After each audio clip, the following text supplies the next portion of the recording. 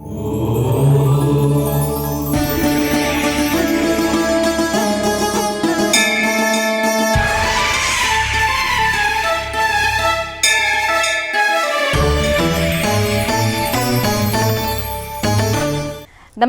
ETV live ఆధ్యాత్మిక channel తీర్థయాత్ర కార్యక్రమానికి స్వాగతం.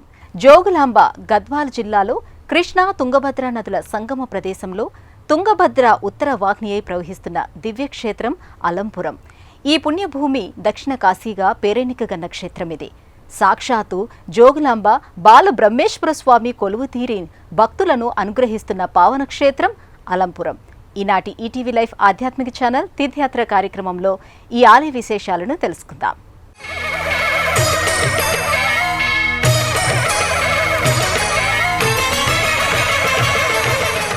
కృష్ణమ్మ అలంపురంలో జోగులాంబ పాదాల్ని సేవిస్తూ భక్తకోటికి అనంతమైన వరాల్ని అనుగ్రహిస్తోంది. ధన్య చరిత్రను చేస్తోంది. అష్టతీర్థాల్లో ముఖ్యమైనదిగా గుర్తింపు పొందిన పాప వినాశిని తీర్థం వెలిసిన స్థలం కూడలి సంగమేశ్వర స్వామి కొలువు తీరిన భూమి అలంపురం.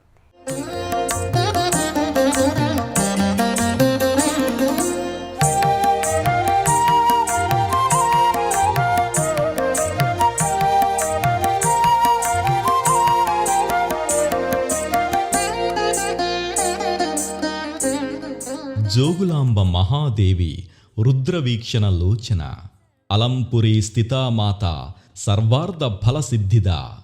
అలంపురం సమీపంలో కృష్ణ తుంగభద్రా నదులు సంగమించడం వల్ల ఈ ప్రాంతాన్ని దక్షిణ కాశీగా అభివర్ణిస్తారు. అలనాటి ఆంధ్ర రాష్ట్ర రాజధాని కర్నూలుకు 27 కిలోమీటర్ల దూరంలో నెలకొని ఉన్న అలంపురం అష్టాదశ శక్తిపీఠాల్లో 5వది. హలంపురం అనే పేరు హతంపురంగా మారి కాలక్రమంలో అలంపురం అయిందని స్థల పురాణం చెబుతోంది.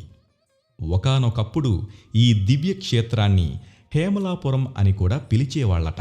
జగముల చిరునగవుల పరిపాలించే జననీ అలయము మము కనికరముగ కాపాడే జననీ మనసే నీ వశమై స్మరణే జీవనమై మనసే నీ వశమై స్మరణే జీవనమై. 6-7 శతాబ్దాల్లో ఆంధ్ర ప్రాంతాన్ని పాలించిన బాదామి చాళుక్యులు అలంపురంలో నవబ్రహ్మల ఆలయాల్ని నిర్మించారు. పరమేశ్వరుడనే పేరుతో పాలన సాగించిన 2వ పూలకేసి హయాంలో ఈ ఆలయాల నిర్మాణం జరిగింది. అర్కబ్రహ్మ ఆలయంలోని మండప స్తంభం మీద 1వ విక్రమాదిత్యుడి సతీమణి వేయించిన దానశాసనం ఈనాటికి గత చరిత్రని గుర్తు చేస్తోంది. పరమేశ్వరుడు సతీదేవి పార్థివ శరీరాన్ని భుజాన వేసుకుని ప్రళయకాల రుద్రతాండవం చేస్తున్నప్పుడు విష్ణుమూర్తి తన సుదర్శన చక్రంతో సతీదేవి దేహాన్ని ఖండించాడు. ఆ భాగాలన్నీ భూమిపై పడ్డాయి. అలా సతీదేవి శరీర భాగాలు పడిన చోటల్లా శక్తిక్షేత్రమయ్యింది. శివుడు అమ్మవారి శరీర భాగం తీసుకుని తాండవం ఆడుతుంటే విష్ణు చక్రం ద్వారా 18 ద్వారా విడిగొడతాడు. ఆ 18 భాగాలే శక్తిపీఠాలుగా ఉద్భవిస్తాయి. ఇక్కడ అమ్మవారి పై పలు వరుస భాగం పడింది ఇక్కడ కాబట్టి అమ్మవారు ఉగ్రరూపంగా వెలిశారు. శవాన్ని ఆసనంగా చేసుకొని ప్రేతాసన సమారూఢాం జోగులాంబాం నమామ్యహం అంటే శవం మీద కూర్చొని అమ్మవారు తపస్సు చేస్తూ ఉంటారు. అదేవిధంగా వికృతంగా ఉంటుంది అమ్మవారు. విశేషంగా కేశాలు కూడా జాలువారుతూ ఉంటాయి. విశేషంగా అమ్మవారి తలపైన బల్లి, తేలు, గుడ్ల ఊబ, కపాలం అలంకారాలుగా ఉద్భవించాయి. అంటే ఇక్కడ బల్లి దోషం ఉన్నా, గుడ్ల ఊబ ఇంటిపైన అరిచిన, రాత్రిపూట దుష్టశకునాలు ఎదురైనా కూడా అమ్మవారిని తలుచుకుంటే పోతుందన్న నమ్మకం. అదేవిధంగా విశేషంగా దక్షిణ కాశీ క్షేత్రంలో వెలిసినటువంటి అమ్మవారు తెలంగాణలో ఏకైక శక్తిపీఠ అమ్మవారు.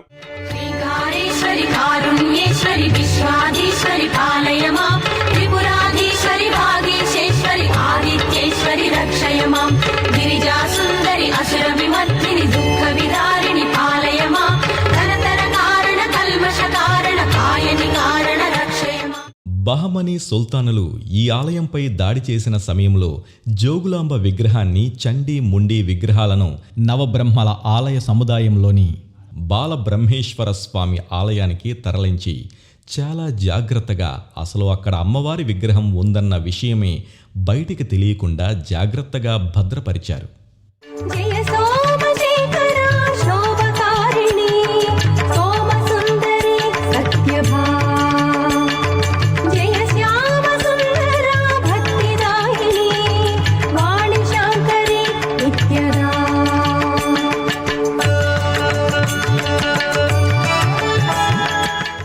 రాష్ట్రకూటుల తర్వాత వారిని జయించిన కళ్యాణి చాళుక్యులు ఈ ప్రాంతాన్ని పాలించారు.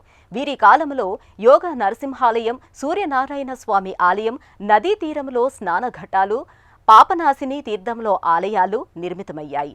ఈ దేవాలయం 7వ శతాబ్దంలో నిర్మితమయ్యిందని చరిత్ర చెబుతోంది. విజయనగర చక్రవర్తి అయిన 2వ హరిహర రాయలు బహమనీ సుల్తానుల సైన్యాన్ని నిలువరించడానికి పెద్ద ఎత్తున తన సైన్యాన్ని పంపాడు. తర్వాతి కాలంలో ఆయనే ఈ ఆలయాన్ని పటిష్టం చేయడానికి పూనుకున్నాడని చరిత్రకారులు చెబుతారు.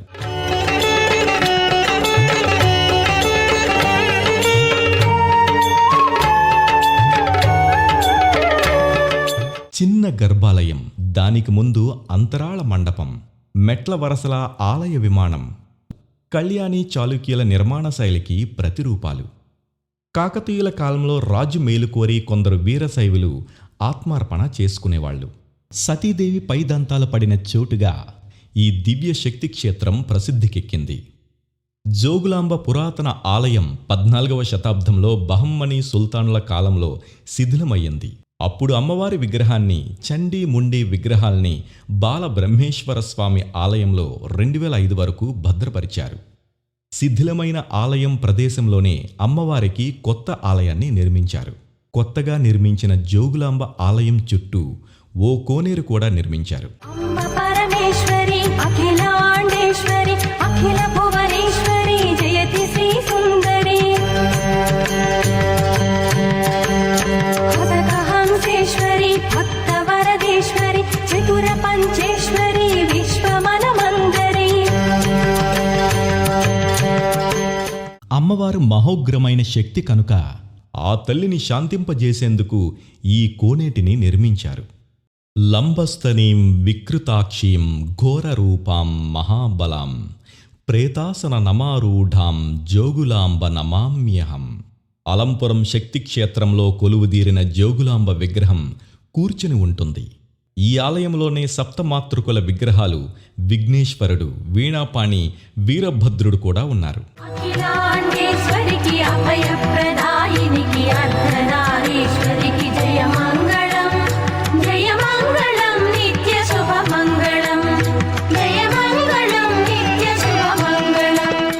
అలంపురంలో కొలువుదీరిన జోగులాంబ మహా ఉగ్రస్వరూపిణి, కానీ భక్తుల్ని కాచుకునే విషయాల్లో మాత్రం వరదాయిని, వరాలను కురిపించే వరదాయిని. జోగులాంబని శరణు వేడిన వారికి దొరకని నిధి అంటూ ఈ ప్రపంచంలో లేనేలేదని భక్తుల అచంచలమైన విశ్వాసం. అంతటి మహిమాన్విత శక్తి స్వరూపిణి ఈ తల్లి. పురాకృత పుణ్యఫలం కలిసి వస్తే కానీ ఈ తల్లి దర్శన భాగ్యం కలగదని పెద్దలు చెబుతారు. శివంతరి, శుభంతరి, పూర్ణచంద్ర కళాధరి, బ్రహ్మ విష్ణు మహేశ్వరుల సృష్టించిన మూల శక్తి, అష్టాదశ పీఠాలను అధిష్ఠించు ఆదిశక్తి. యా దేవి సర్వభూతేషు మాతృరూపేణ సంస్థిత నమస్తస్యై నమస్తస్యై నమస్తస్యై నమో నమః. అమ్మ ఏ రూపంలో ఉన్నా అమ్మే. ఆ తల్లి ఎంత కోపంగా ఉన్నా ఆమెకి బిడ్డల మీద అనురాగం, మమకారం మాత్రం ఇసుమంతైనా సడలవు. ఈ తల్లిని దర్శించుకున్న భక్తులు జన్మ జన్మాల పాపాలను పటాపంచలు చేసుకుని జన్మరాహిత్యానికి బాటలు వేసుకున్నట్టే అన్నది వేద విధుల వచనం. అపర్ణ మహామాయ అత్రిసుత కాత్యాయని మహాశక్తి మహాకాళి రౌద్రముఖి దాక్షాయణి.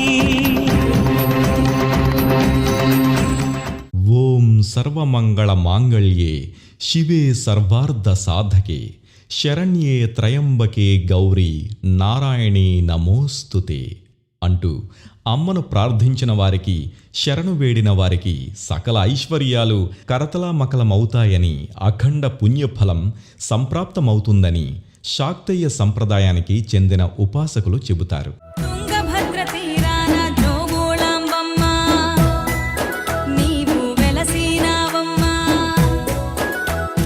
కొంగు బంగారంలా కొలిచే భక్తుల మమ్ము మలచినావమ్మ.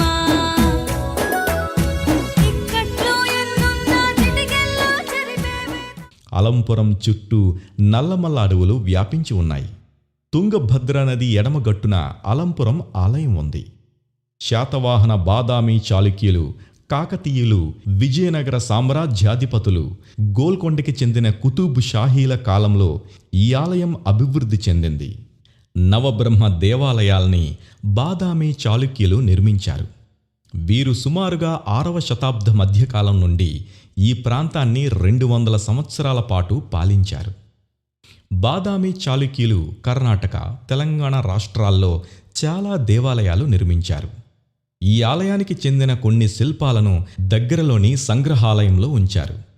కొలిచినంతనే భక్తితో కలిమినొసగుచు ప్రేమతో చల్లగా మము కాచు నీవే అమ్మలాలనతో. ఈ అలంపురం క్షేత్రాన్ని భాస్కర క్షేత్రమని, కాశీ క్షేత్రమని, పరశురామ క్షేత్రమని స్థల పురాణం వర్ణిస్తోంది. కాశీకి అలంపురానికి చాలా దగ్గర పోలికలు కనిపిస్తాయి. కాశీలో గంగానది, విశ్వేశ్వరుడు, విశాలాక్షి 64 ఘట్టాలున్నాయి. దగ్గరలోనే త్రివేణి సంగమం ఉంది. అదేవిధంగా అలంపురంలో తుంగభద్ర, బ్రహ్మేశ్వరుడు, జోగులాంబ, పాప వినాశిని, మణికర్ణిక మొదలైన 64 ఘట్టాలున్నాయి. దగ్గరలోనే కృష్ణా తుంగభద్ర నదుల సంగమ ప్రదేశం ఉంది. ఏ రకంగా చూసినా కాశీకి దక్షిణ కాశీగా పేరుపడ్డ అలంపురానికి చాలా పోలికలున్నాయి. కొన్ని కారణాల వల్ల ఆలయ మహాద్వారాన్ని మూసేశారు. ప్రస్తుతానికి ప్రాకార ద్వారమే మహాద్వారమయ్యింది. బ్రహ్మేశ్వరం విశిశ్వేశం సా కాశీ హేమలాపురి సా గంగా తుంగభద్రేయం సత్తమే తన్నమే నమః. సత్తమే తన్నమే నమః. ఇది నిజంగా నిజమట. ఏమని? అల్లంపూర్లో బ్రహ్మేశ్వరుడు ఉంటే కాశీలో విశ్వేశ్వరుడు. అక్కడ ఆ క్షేత్రం కాశీ అనే పేరుతో పిలబడితే ఈ క్షేత్రం హేమలాపురి.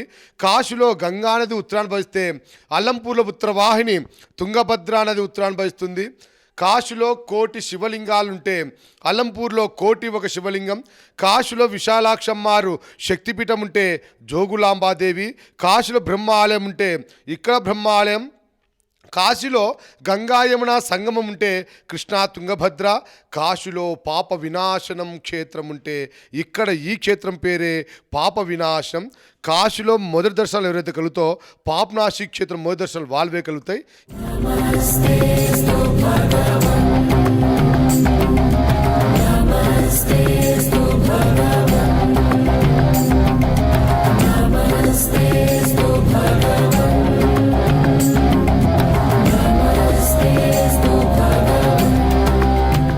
అష్టాదశ శక్తిపీఠాల్లో అలంపురం 5వ శక్తిపీఠం.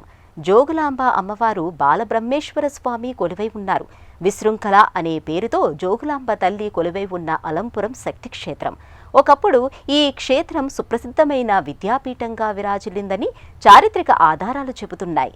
పూర్వం ఈ ప్రదేశంలో బ్రహ్మదేవుడు తపస్సు చేసి శివలింగాన్ని ప్రతిష్ఠించడం వల్ల ఇక్కడ కొలువుతీరి ఉన్న స్వామికి బ్రహ్మేశ్వరుడు అనే పేరు వచ్చిందని స్థలపురాణం చెబుతోంది. ఈ లింగం జ్యోతిజ్వాలలింగం.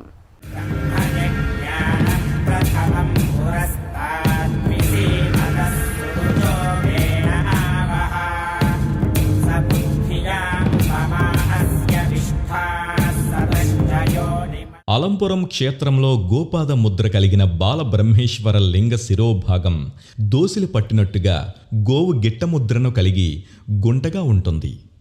అనేక మంది సిద్ధులు, ఋషులు, మునులు అనాదిగా ఈ స్వామిని సేవించుకొని తరించారని స్థల పురాణ కథనం. దాన్ని నిజం చేస్తూ ఈ బాలబ్రహ్మేశ్వర స్వామి భక్తితో తనను సేవించిన భక్తుల కోర్కెల్ని అనతి కాలంలోనే నెరవేరుస్తున్నాడన్న భక్తకోటికి ప్రబలమైన విశ్వాసం. బ్రహ్మేశోయం సవిశ్వేశ సా కాశీ హేమలాపురి సాగంగా తుంగభద్రేయం సత్యమేతన్ నసంశయ. ఇక్కడున్న స్వామిని బాలబ్రహ్మేశ్వరుడు అంటారు. అంటే బ్రహ్మ తపస్సు చేసింటే ఈశ్వరుడు ఉద్భవించాడు కాబట్టి స్వామిని బాలబ్రహ్మేశ్వరుడు అంటారు. ఆ స్వామి ఎలా ఉన్నాడంటే గోష్పాద ముద్రతో ఉద్భవించారండి.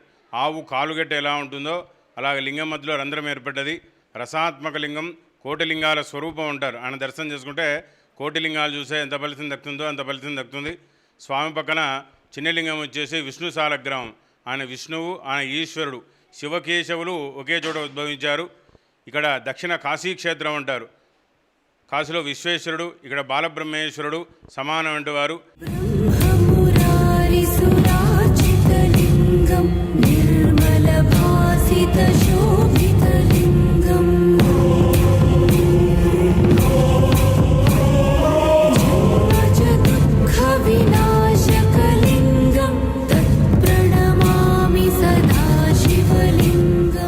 బాదామి చాళుక్యుల శిల్పకళా వైభవానికి, అలనాటి శిల్పుల పనితనానికి ప్రతీకగా ఠీవీగా నిలిచి ఉన్న ఈ ఆలయాన్ని చూస్తే గతకాలపు వైభవం ప్రస్ఫుటంగా కళ్లకు కట్టినట్టుగా కనిపిస్తోంది.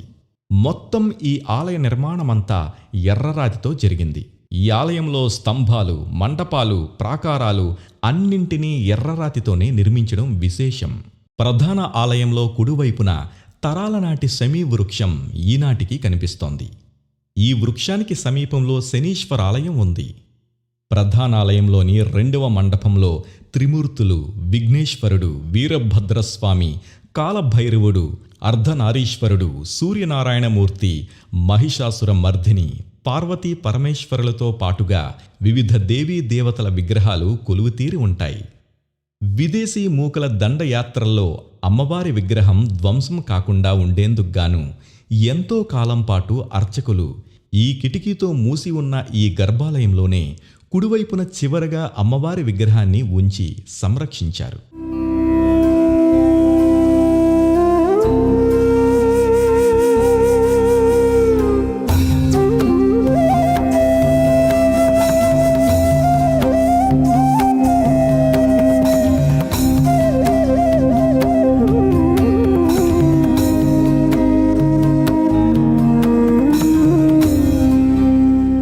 ఇక్కడ నుండి ఎడమవైపుకు వెళ్తే నవగ్రహ మండపం కనిపిస్తోంది. గర్భాలయంలో ఎడమ భాగాన స్వామివారికి పక్కనే పార్వతీదేవి కొలువై ఉంటుంది. రాతి స్తంభాలతో నిర్మితమైన గర్భాలయం చుట్టూ ప్రదక్షిణ మార్గం ఉంటుంది. ఈ మార్గంలో ఒకవైపున సైకత గణపతి రూపం దర్శనమిస్తోంది. ఇదే మార్గంలో పార్వతీ పరమేశ్వరులు ఇరువురు ఒకే శిలలో కొలువై ఉన్న రూపం కనిపిస్తోంది. ఇలా ఇంకొంచెం ముందుకు కదిలితే జ్వాలా నరసింహుడు, ఉగ్ర నరసింహుడు భక్తులను కటాక్షిస్తారు. ఈ ఆలయాన్ని రససిద్ధుడు నిర్మింపజేశాడని పురాణ ప్రమాణం. ఈ ప్రాంగణంలోనే కామాక్షి అమ్మవారి ఆలయం కూడా ఉంది. కామాక్షి అమ్మవారికి ఎదురుగా ఏకాంబరేశ్వర స్వామి కొలువై ఉన్నాడు.